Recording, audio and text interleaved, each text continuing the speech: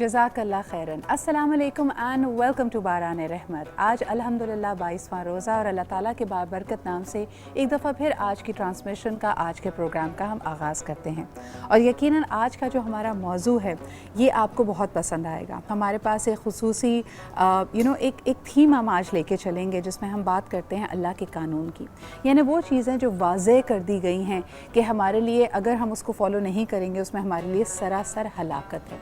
और क्योंकि हम मानते हैं कि हमारा दीन मुकम्मल ज़ाब्ता हयात है, तो इसमें सिर्फ़ और सिर्फ हुकूकुल अल्लाह या लोगों से इंटरपर्सनल रिलेशंस ही नहीं, बल्कि उसके साथ साथ ख़ास तौर पे आपकी कारोबारी सरगर्मियाँ, यानी वो कौन सा तरीका है जिससे आप अपना माश, अपना रोज़गार कमाते हैं और अपने बच्चों का पेट पालते हैं, किस तरह की उनकी तरबियत करते हैं, क्या हुस्न सलूक होना चाहिए मुख्तलिफ़ रिश्तों के साथ, इसकी भी वाज़े हम देख सकते हैं कि गाइडलाइंस दी गई हैं।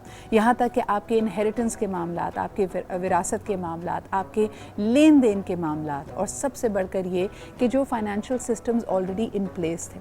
अगर हम बैंकिंग की हिस्ट्री में जाते हैं, जिस तरह इसकी एवोल्यूशन हुई, पहले आपको पता है एक ज़माने में लोग बार्टर किया करते थे, यानी मेरे पास दाल है, आपके पास चावल है, मुझे चावल की ज़रूरत है तो मैं थोड़ी सी दाल लेकर एक्सचेंज करती थी। बट विद टाइम हमने रियलाइज़ किया कि जब तक करेंसी नोट नहीं होंगे, चाहे वो सोने की शक्ल में हो, चांदी की शक्ल में हो, या आज के ज़माने में कागज़ का नोट हो, तो आप हमेशा इस बात पर डिपेंडेंट रहेंगे कि अगले शख्स को भी उस चीज़ की ज़रूरत है या नहीं जो आपके पास वाफिर मिक़दार में है।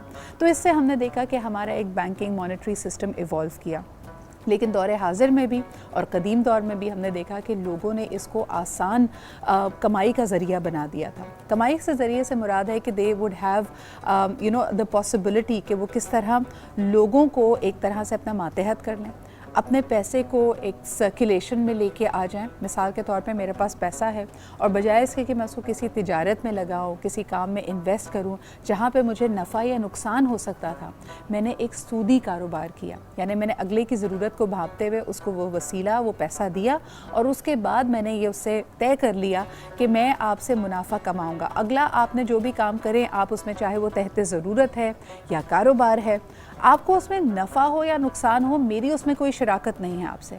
और ये वो बेसिक प्रिंसिपल था जिसमें अल्लाह ताला ने कहा कि अगर तुम ऐसा करते हो तो तुम मुझसे खुली जंग करते हो, मेरे कायदे को निकलते हो, क्योंकि अगला बंदा जो आपसे किसी भी ज़रूरत के तहत आपसे कुछ उधार ले रहा है या कर्ज़ ले रहा है, वो कर्ज़ एहसन नहीं हुआ फिर उसके लिए, वो सारी ज़िंदगी इसी चक्की में पिसता रहता है कि वो किस तरह अपना एक्चुअल, यानी बहुत मेहनत के बावजूद भी सूद की वजह से वो कभी उसको चुका नहीं पाता, और ये एक बिल्कुल मकड़ी के जाल की तरह उसको घेर लेता है। यहाँ तक कि हम देखते हैं पूरी दुनिया में कई लोग इससे तंग आकर ख़ुदकुशी भी करते हैं। तो आइए सबसे पहले आज आपको बताते चलें कि हम बात करेंगे सूदी कारोबार के हवाले से, और फ़ख्र पाकिस्तान एक ऐसा इनिशिएटिव जिसमें हम देखते हैं कि पूरी दुनिया में पहले ग्रामीण बैंक की बात होती थी, माइक्रो फाइनेंस, यानी छोटे कर्ज़े जिन्होंने बड़ी धूम मचाई और वो एक सक्सेस स्टोरी बन के आए सामने।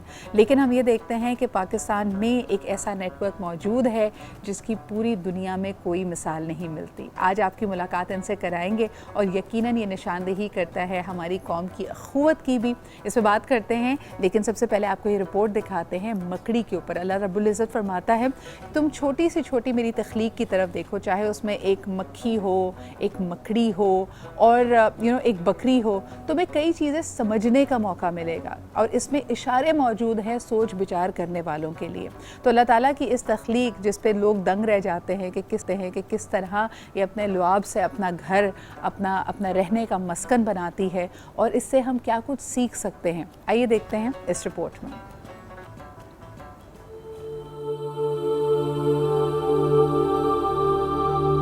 मादा मकड़ी बच्चे पैदा करने के बाद उनके बाप नर मकड़ी को कत्ल क्यों कर देती है? कुरान ने जो बात 1400 साल पहले बता दी थी, साइंस कई सदियां गुजर जाने के बाद आज वहां तक पहुंची। तहकीक के मुताबिक मादा मकड़ी बच्चे होने के बाद नर मकड़ी यानी अपने बच्चों के बाप को कत्ल करके घर से बाहर फेंक देती है। फिर जब औलाद बड़ी हो जाती है तो वो अपनी माँ को कत्ल करके घर से बाहर फेंक देती है। कितना अजीबो गरीब घराना और यकीनन बदतरीन घराना है। कुरान मजीद की एक सूरत का नाम अनकबूत है। अनकबूत को उर्दू में मकड़ी कहा जाता है। अल्लाह ताला इस सूरत में इरशाद फरमाते हैं कि जिन लोगों ने अल्लाह को छोड़कर दूसरे रखवाले बना रखे हैं उनकी मिसाल मकड़ी सी है जिसने कोई घर बना लिया हो। और खुली बात है कि तमाम घरों में सबसे ज्यादा कमजोर घर मकड़ी का होता है। काश कि یہ لوگ جانتے. قرآن کا معجزہ دیکھیں, ایک جملے میں ہی اس گھرانے کی پوری کہانی بیان کر دی.